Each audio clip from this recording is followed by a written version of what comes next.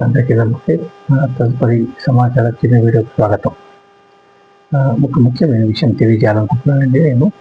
నా వంతుగా నేను ఒక క్రీడాకారుని కూడా. అప్పుడు ఆ భాగంలో ఒక ఉదాహరణ తీసుకుందాం అనుకుంటున్నాను. నేను సున్నా దగ్గర క్రికెట్ భాగంలో సున్నా దగ్గర అవుట్ అయితే మీరు ఒకటి కొడితే కనీసం ఒకటి కొట్టాడని, 9 వరకు ఒక లెక్క, 10 కొడితే డబల్ ఫిగర్కి వచ్చాడు అనుకుంటారు. కానీ 10 నుంచి 99 వరకు డబల్ ఫిగరే. ట్రిపుల్ ఫిగర్కి వెళ్ళాలంటే 100 కొట్టాల్సిందే. 99 దగ్గరకు వచ్చి ఆగిపోయిన వాళ్ళు ఉన్నారు. 99 దగ్గర ఒకటి కొట్టి 100కి పూర్తి చేసిన వాళ్ళు కూడా ఉన్నారు. కానీ 100 నుంచి మళ్ళా 1000 దాకా వెళ్ళాలంటే 999 వరకు 3 అంకెలే. మళ్ళా 4 అంకెలకి రావాలంటే 4 ఫిగర్స్కి 1000 పూర్తి చేయాలి. అంటే ఉదాహరణగా చెప్తున్నాను నేను. నా విషయంగా ఇప్పుడు 92 వీడియోలు పూర్తయినాయి, చిన్నవి పెద్దవి కలిపి.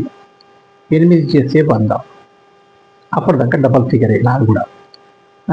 3 చేస్తే 100 చేస్తేనే 3 అంకెలు వచ్చినట్టు, ట్రిపుల్ ఫిగర్కి ఎక్కడినట్టు. అది ఎందుకో వచ్చింది నాకు ఈ ఆలోచన. చాలా ముఖ్యమైన ఆలోచన ఇది నా ఉద్దేశంలో, నా అభిప్రాయం. కనుక నేను ఏదైనా మనం మనతో ప్రయత్నం చేస్తూనే ఉండాలి, కొనసాగిస్తూనే ఉండాలి. ఆ కొనసాగింపు చాలా ముఖ్యమైనది. అది 99 దగ్గర ఆగిపోయాం కదా అని అనుకోకూడదు. ప్రయత్నం చేయాలి.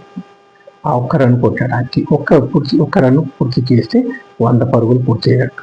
అట్లనే 4 అంకెలు 1000 కూడా. అంటే ఎందుకు చెప్తున్నానంటే, మనం ఇక్కడ నిరుత్సాహపడకూడదు. మన వంతు ప్రయత్నం చేస్తూ ముందుకు సాగుతూ ఉండాలి. తత్ఫలితం ఎప్పుడో అప్పుడు వస్తుంది. ఒకసారి కాకపోతే మరొకసారి వస్తుంది. ఇక్కడ నిరాశ చెందడానికి లేదని నా అభిప్రాయం. నేను నా వంతు ప్రయత్నం చేస్తూనే ఉంటాను. 100 వరకే కాదు, ఎంతవరకు అయితే అంతవరకు ప్రయత్నం చేస్తాను. తత్ఫలితం దైవ నిర్ణయం. మన వంతు ప్రయత్నం చేద్దాం, ఫలితం దైవ నిర్ణయం అని నా అభిప్రాయంగా తెలియజేస్తున్నాను మీ అందరికీ. అందుకు మీ వంతు మీరు ప్రయత్నం చేస్తూ ఉండండి. ఏ రంగంలో అయినా సరే వారిని ప్రయత్నం చేస్తూ ముందుకు సాగండి అని మీ అందరికీ మనవి చేస్తూ, మీ అందరికీ ధన్యవాదాలు తెలియజేస్తూ, నా సోమవారం వారు కూడా నాకు ధన్యవాదాలు తెలియజేస్తున్నాను. ఓం నమో వెంకటేశాయ.